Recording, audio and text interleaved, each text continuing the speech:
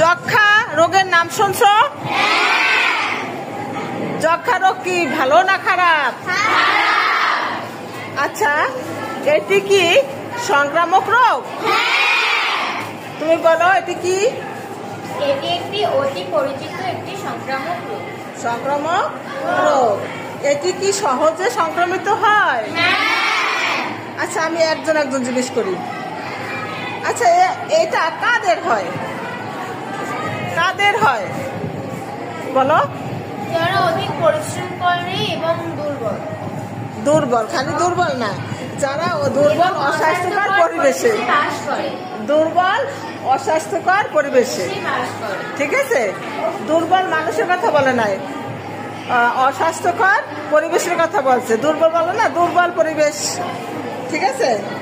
এরপরে অপুষ্টিতে ভুগলেও তো এটার আক্রমণ থেকে বেশি হয়, তাই না? খাওয়া দাওয়া যদি ভালো করো, পুষ্টিকর খাবার খেলে আমাদের শরীরে রোগ প্রতিরোধ ক্ষমতা জন্মে, তাইলে আর বেশি রোগে আক্রমণ করতে পারে না।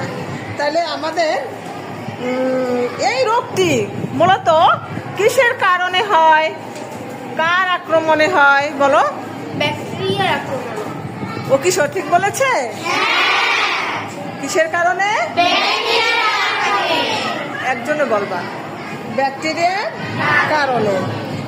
এখন তোমার লক্ষণ কি বলতে পারো কেউ? বলো, একটা একটা বলবা। দেহের ওজন কমায় এবং শরীর দুর্বল করে। দেহের ওজন কমায় এবং শরীর। তুমি একটা বলো। ফুসফুসে কাশি হয়, কখনো কখনো কাশির সাথে রক্ত পড়ে। এইটাই হচ্ছে। আচ্ছা, আসতেছি।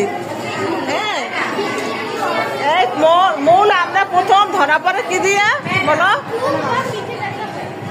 বুক বা পিঠে ব্যথা হয় বলো? বুক বা পিঠে ব্যথা হয়, মাঝে মাঝে পেটে অসুস্থ দেখা যায়।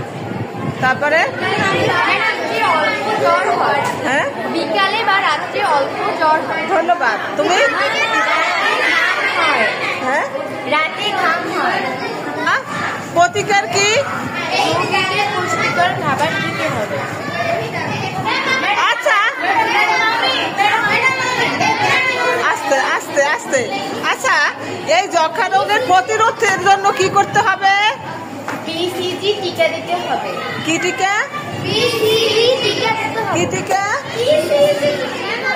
তোমরা কি সবাই নেছো? সবাই জন্মের পরবার নেছো সবাই? হ্যাঁ, জন্মের পরবার সবাইকে, তোমরা যখন ছোট্ট মায়ের কোলে, সবাইকে 6টা করে